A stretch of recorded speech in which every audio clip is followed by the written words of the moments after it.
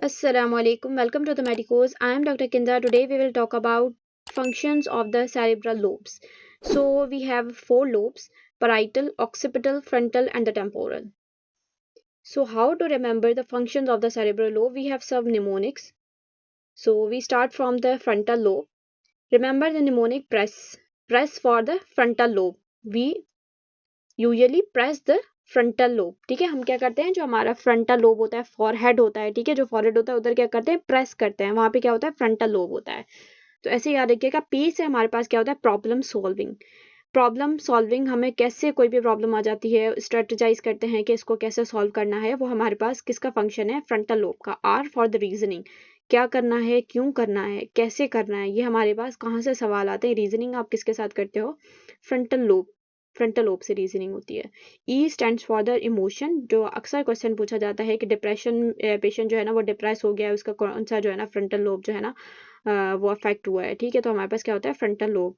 और हमारे पास क्या आता है, 4 आता है. S stands for the speech. 5 में हमारे पास है S stands for the social behaviour. S speech, हमारे पास जो है ना एफेजिया आता है फ्रंटल लोब के अंदर, ब्रोकास एफेजिया. ठीक है, हमारे पास दो तरह के एफेजिया होते हैं, एक होता है वर्निक एफेजिया, एक होता है हमारे पास Broca's aphasia. Wernicke aphasia temporal lobe का काम है, और हमारे पास फ्रंटल लोब में कौन सा आता है, ब्रोकास एफेजिया.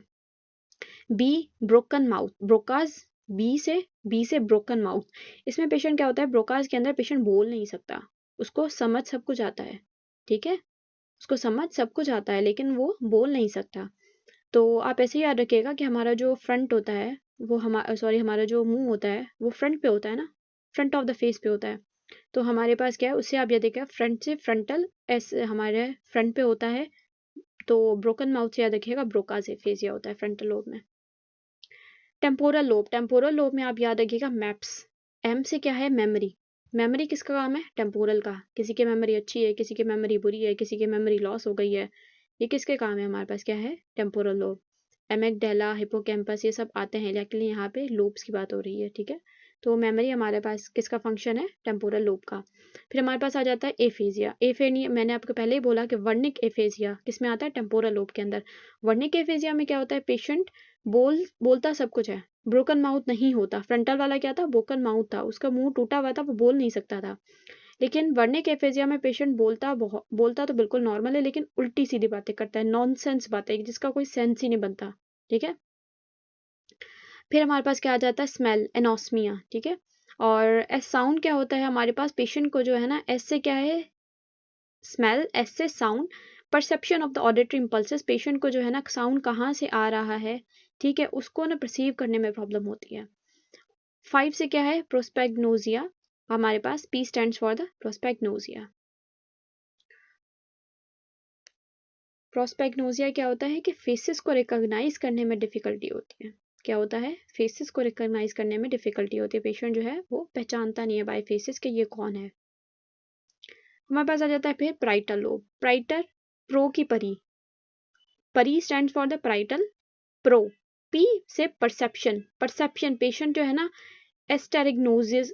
ठीक है, एस्टेरिग्नोसिया हो जाता है पेशेंट को परसेप्शन में मसला होता है किसी भी चीज़ की ना, कोई भी चीज़ आप उसको समझाओगे वो परसीव नहीं करता उस चीज़ को. Recognise, difficulty in identify fingers. Patient जो है ना वो उसको फिंगर्स को आइडेंटिफाई करने में डिफिकल्टी होती है, वो रिकॉग्नाइज नहीं कर पाता ये कौन सी फिंगर है, मिडल फिंगर कौन सी है. ठीक है, हमारे पास क्या है कि स्मॉल फिंगर कौन सी है या थंब कौन सा है, उसको नहीं समझ आता. और हमारे पास क्या ऑर्गेनाइजेशन में प्रॉब्लम होती है. ठीक है, एग्राफिया. कोई भी आप सपोज करो कुछ लिख रहे हो या आप ड्राइंग बना रहे हो, तो आपको पता होता है ना ये लेटर. ठीक है, सपोज आप सेंटेंस लिख रहे हो, दिस इज अ.